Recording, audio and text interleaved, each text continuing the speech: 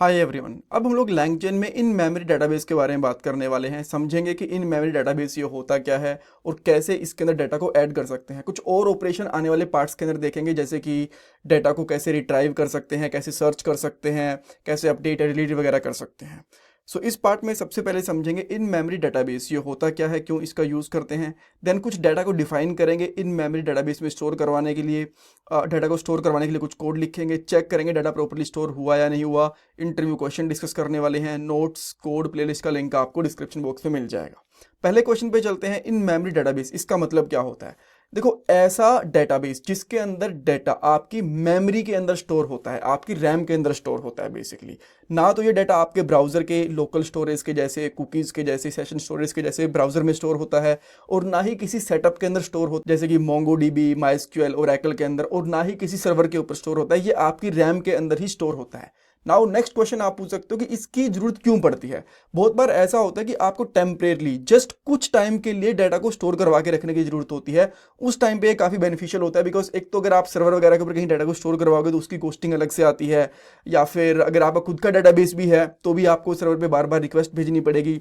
और सबसे फास्ट तरीका ये रहता है कि जो क्लाइंट का सिस्टम है उसकी रैम के अंदर ही डाटा को रख लो, ना ही आपको एक्स्ट्रा कॉस्ट पे करनी पड़ेगी, और डाटा भी आपका काफ़ी फास्ट तरीके से ऑपरेशंस को परफॉर्म कर पाएगा। तो इसलिए हम लोग इन मेमोरी डेटाबेस का यूज़ करते हैं।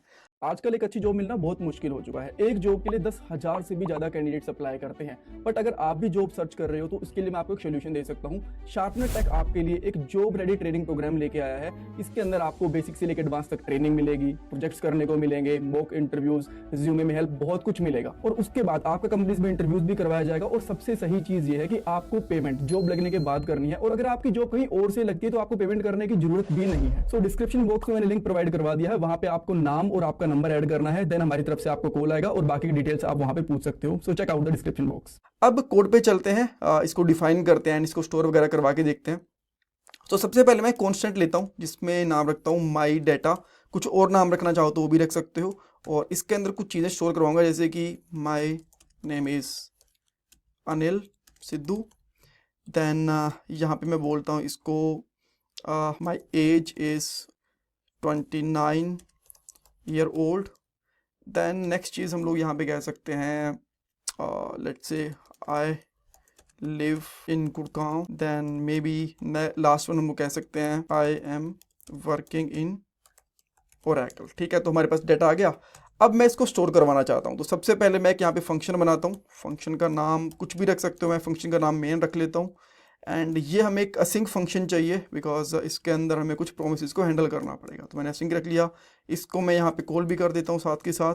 एंड देन यहाँ पे एक कॉन्स्टेंट ले लेता हूँ। इस कॉन्स्टेंट का नाम मैं यहाँ पे रखता हूँ, लेट्स से वेक्टर स्टोर। एक चीज़ मैं आपको और बताता हूँ, यहाँ पे वेक्टर की स्पेलिंग ठीक कर लेता हूँ। जो ये इन मेमोरी डेटाबेस होता है, ऐसा नहीं है कि ये LangChain के अंदर ही होता है, और भी बहुत सारी टेक्नोलॉजीज के अंदर ये होता है। बट LangChain के अंदर जब हम लोग इसका यूज़ करते हैं ना, तो जो डेटाबेस का फॉर्म होता है वो एम्बेडिंग होती है। वैसे भी आप लोग स्टोर करवा सकते हो, बट हम लोग यहाँ पे एम्बेडिंग की फॉर्म के अंदर डाटा को स्टोर करवाते हैं जब भी LangChain के अंदर हम लोग इन मेमोरी डेटाबेस का यूज़ करते हैं। तो ओके, सो अब आपको यहाँ पे एक न्यू ऑब्जेक्ट क्रिएट करना पड़ेगा मेमोरी वेक्टर स्टोर का, और ये मेमोरी वेक्टर स्टोर अपने आप इंपोर्ट हो जाएगा LangChain के वेक्टर स्टोर मेमोरी के अंदर से। बट आपको एक चीज़ यहाँ पे करनी पड़ेगी, यहाँ पे आपको थोड़ा इंपोर्ट इसको अलग तरीके से करना पड़ेगा। यहाँ पे करोगे इंपोर्ट, देन यहाँ पे करोगे फ्रॉम, बिकॉज ये इसने बाय डिफ़ॉल्ट तरीके से इंपोर्ट कर दिया, और हम लोग यहाँ पे मॉड्यूलर अप्रोच को यूज़ कर रहे हैं। राइट, दो तीन चीज़ें और भी इंपोर्ट करनी पड़ेंगी, जैसे जैसे जरूरत पड़ेगी मैं आपको बताता जाऊँगा। और इसके अंदर हमें यहाँ पे न्यू ओपन AI एम्बेडिंग इसकी ज़रूरत होती है। ये भी अपने आप इसी तरीके से, अच्छा बेटर तरीके से इंपोर्ट हो गई है। राइट, और ये एक फंक्शन होता है अपने आप में। ठीक है, अब ये क्या करेगा, ओपन AI एम्बेडिंग जो डाटा होगा ना, जो आप लोग स्टोर करवाओगे, उसको बेसिकली एम्बेडिंग की फॉर्म में कन्वर्ट कर देगा। और एम्बेडिंग के लिए आप लोग किसी भी LLM मॉडल का यूज़ कर सकते हो, जैसे कि क्लैड का यूज़ कर लो, ग्रोक का यूज़ कर सकते हो, जेमिनाई का, या फिर ओपन AI का। मैं यहाँ पे ओपन AI का यूज़ कर रहा हूँ, बिकॉज वही हम लोग यहाँ पे की यूज़ कर रहे हैं। एक चीज़ और, यहाँ पे आप लोगों को .env कॉन्फ़िगर करना पड़ेगा। import .env from .env। हम लोग बेसिकली इसका यूज़ बेसिकली की को गेट करने के लिए यूज़ करा जाता है। इसके अंदर हम लोग की ऑलरेडी स्टोर करवा के रख चुके हैं।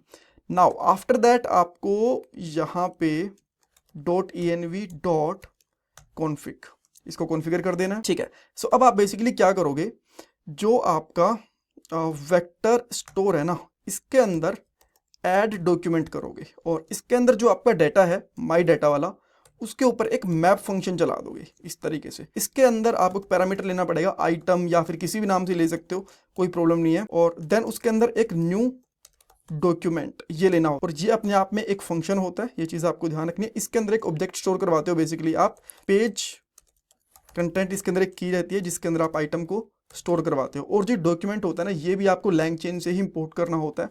तो सिंपली यहाँ पे लिखते हो import document from LangChain and then core document इस तरीके से।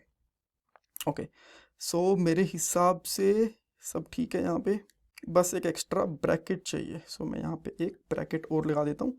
अब सारे ब्रेसेस हैं वो प्रॉपरली बंद हो चुकी हैं। अब डाटा स्टोर आपका हो जाएगा यहाँ पे, और हाँ यहाँ पे आपको अवेट यूज़ करना पड़ेगा बेसिकली, ठीक है। थोड़ा सा स्पेस बना देता हूँ यहाँ पे ताकि आपको प्रॉपर चीज़ें दिखे। मेन फंक्शन हम लोगों ने यहाँ पे कॉल कर ही दिया, और इसके अंदर जो वेक्टर स्टोर है ना, इसको अब हम लोग प्रिंट करवा के देखते हैं बेसिकली। तो मैं यहाँ पे लिखता हूँ console.log और यहाँ पे लिखते हैं vector store dot memory vector. So इसके अंदर आपको आपका रिजल्ट मिल जाना चाहिए जो भी स्टोर हुआ है एम्बेडिंग की फॉर्म के अंदर। सो नाउ लेट्स ट्राई, क्या रहता है नोड index.js। सबसे पहले तो इसने एक एरर दे दिया, ये क्या कह रहा है, कोर डॉक्यूमेंट, हाँ सही कह रहा है। एक तो यहाँ पे @ आना चाहिए मेरे हिसाब से, और यहाँ पे सही कह रहा है डॉक्यूमेंट्स होने चाहिए बेसिकली @ और ये डॉक्यूमेंट्स होने चाहिए यहाँ पे। नाउ अगेन चेक करते हैं। हाँ, तो अब आप देख सकते हो जो आपका पहला, यहाँ पे थोड़ा इसको मैं ना लार्ज करता हूँ।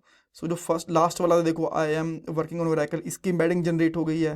देन इससे ऊपर वाले का जो I am living in Gurgaon और आई एम 29 ईयर ओल्ड, हर किसी की एम्बेडिंग बेसिकली जनरेट होके इसके अंदर स्टोर हो गई है आपके वेक्टर स्टोर के अंदर, जो कि इन मेमोरी डेटाबेस का एक तरीका होता है। सो इस तरीके से आप लोग डाटा को स्टोर करवा सकते हो। कैसे इसमें सर्च वगैरह और बाकी ऑपरेशन परफॉर्म कर सकते हैं वो हम लोग आने वाले पार्ट के अंदर देखेंगे। और जो कोड है वो आपको thecodingskills.com पे मिल जाएगा, यहाँ पे जाना है, देन कोर्सेज पे जाना है, और यहाँ पे आपको जनरेटिव AI के कोर्स के सारे नोट्स मिल जाएंगे यहाँ पे। Thank you so much for watching this part guys.